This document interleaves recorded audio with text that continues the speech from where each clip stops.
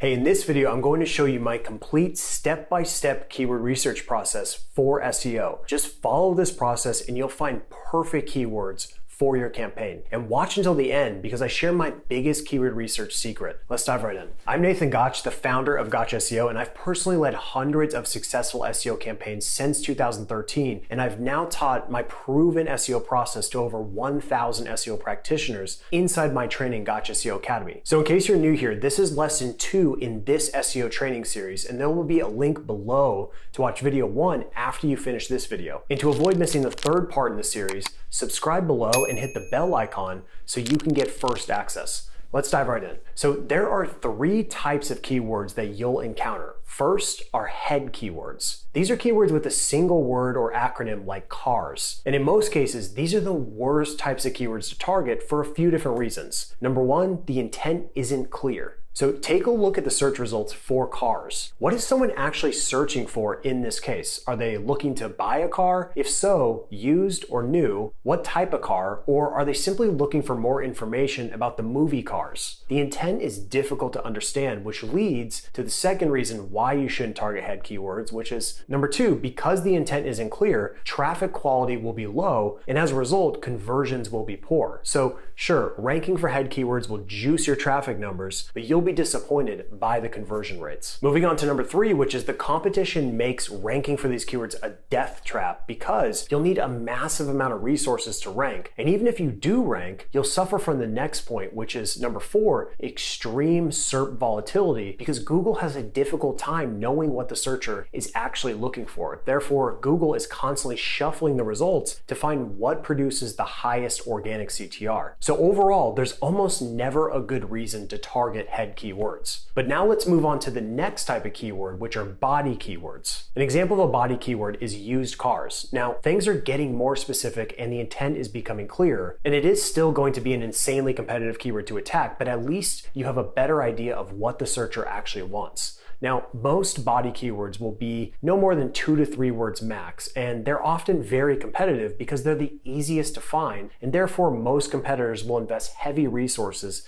into them. And that's why it's usually best for most websites to focus on the third category of keywords, which are long tail keywords. Long tail keyword phrases will have 4 or more words like used cars, Douglas, Georgia. And as you can see, compared to the previous examples like cars or used cars, the intent for used cars, Douglas, Georgia is much clearer. And it's also a much less competitive keyword. For example, according to SEMrush, cars has a 100% keyword difficulty. Used cars isn't much better with a 99% keyword difficulty, but used cars, Douglas, Georgia only has a KD percentage of 12, which will be much easier. Now, I talked about this in the previous video in the series, but the first phase of keyword selection should be 100% based on intent. Yes, keywords should have search volume, but cars has tremendous search volume with 823,000 searches every month, while used cars Douglas, Georgia only has 320 searches per month. But used cars Douglas, Georgia is a far superior option because A, it will produce a dramatically higher conversion rate and will likely generate more quality leads by volume, and B, it's lower competition, which means ranking for it will be more profitable overall. So now that you know the different types of keywords and how to think about intent, let me show you 3 awesome ways to find keyword opportunities. Number 1, your existing keyword profile. So the first place you should find keyword inspiration is from what you're already ranking for. And these keywords are the best because Google is already signaling that you're doing something right to show up. Now, go into SEMrush and enter your domain into the search, go to organic research and click on positions. Now you'll have access to all of the keywords your website is ranking for within the top 100. And I like to categorize existing keywords into 3 different buckets. First, low-hanging fruits, which are keywords ranking from positions 2 to 15. And these are the keywords you should attack right away. Just click on the positions dropdown and go to the custom range. Enter 2 and 15 to see all of your low-hanging fruits. And to take it a step further, filter this set of keywords based on KD percentage. Start with 0 to 14% in the very easy range to find the lowest competition opportunities. Now, keep in mind, you'll need to prioritize keywords based on intent and relevance as well. More on this in a second.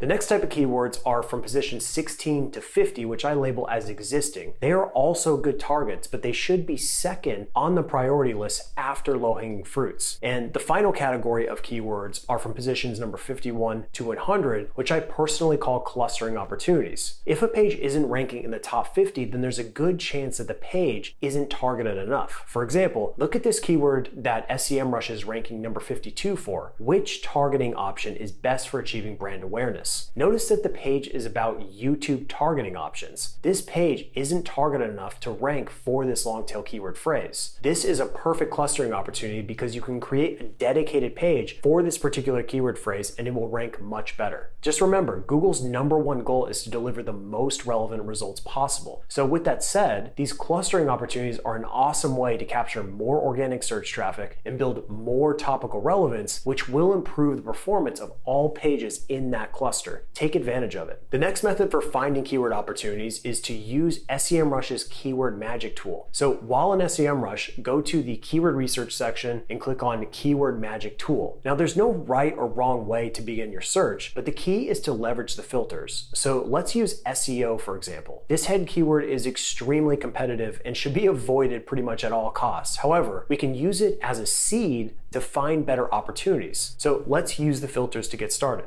I like to start with the lowest KD and then work my way up. So what you'll notice right away in this case is that there's a ton of irrelevant keywords, and you can combat this in two ways. First, set the language filter to only show the target language. In this example, it's English. And next, use the exclude filter to eliminate more irrelevant keywords. I've added 5 to this filter. And then at this point, you should be left with a nice pool of prospective keywords. Add each relevant keyword to your keyword list and then repeat this process going further up the KD ladder. And once you've tapped out all keywords specific to the broad topic of SEO or whatever your broad topic is, you should go to Wikipedia and look for relevant subtopics within the larger vertical. In the case of SEO, I found website traffic, site maps, keywords, inbound links, meta tags, and the list goes on and on. Use these as seed phrases to find even more untapped ideas in SEMrush. So the two methods I just showed you are more than enough to build a large keyword database. However, to take it to the next level, I recommend taking advantage of Google's People Also Ask section, bringing me to point number 3, which is use alsoasked.com. This tool is incredible for finding all phrases from Google's People Also Ask section. And these long tail keyword phrases are a powerful way to build topical relevance and attack keywords that no one else is paying attention to. So how do I know that? Well, because most of these phrases won't have search volume in the traditional keyword research tools. However, you can conclude that these are real searches occurring on Google because Google wouldn't show them as options in the first place. In short, the People Also Ask section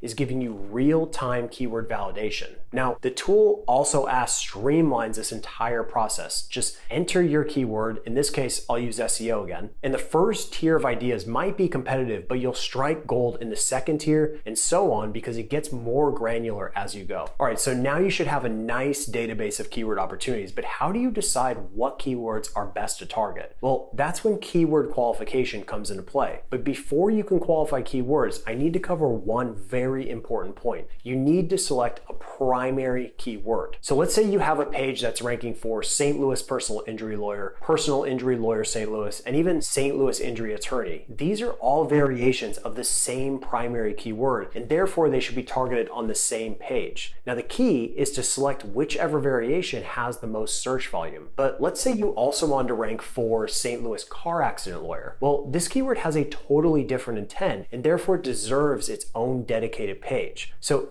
as you go through the following process, just remember, one primary keyword per page. So with that said, there are several key factors that should help you filter through your list of keywords. Number one, your current position. So if you have existing keywords that are ranking well, these should be prioritized. Number two, minimum search volume. I recommend a minimum of 100 searches per month for most industries. However, if it's local, you may want to adjust this downward. Number three, keyword difficulty. So focus on low competition keywords first, and then work your way up as your site builds more topical authority and acquires more backlinks. Number 4, focus on keywords with transactional intent first and then work your way up the funnel to broader targets. Number 5, relevance. Always prioritize keywords that are hyper relevant to your core offerings. For example, if I sell SEO training, keywords like SEO training Boston are super important. However, a keyword like SEO tools isn't as important because it isn't directly relevant to my core offer. Yes, it's broadly relevant, but it should not be high on the priority list. Number 6 is trend. If you're struggling to pick a keyword, then pick the one that's trending the best. You can find trending data using SEMrush's keyword research tool on the overview tab. And number 7 is CTR potential. And this is the final consideration for qualifying keywords, which is the potential organic click-through rate. For example, if there are many SERP features and ads, then your CTR will be lower. So with SEMrush, you can easily see at a glance how many SERP features are present by looking under the SERP features column. So use these 7 factors to find the best keyword opportunities. But once you've selected a nice pool of 50 to 100 keywords, then you need to decide which ones are best to target in priority order. And that's when keyword prioritization comes into play. Now, there are a few factors you can use to prioritize your keyword set, and it largely has to do with resources. And that said, you'll want to prioritize keywords based on content and backlinks. For content,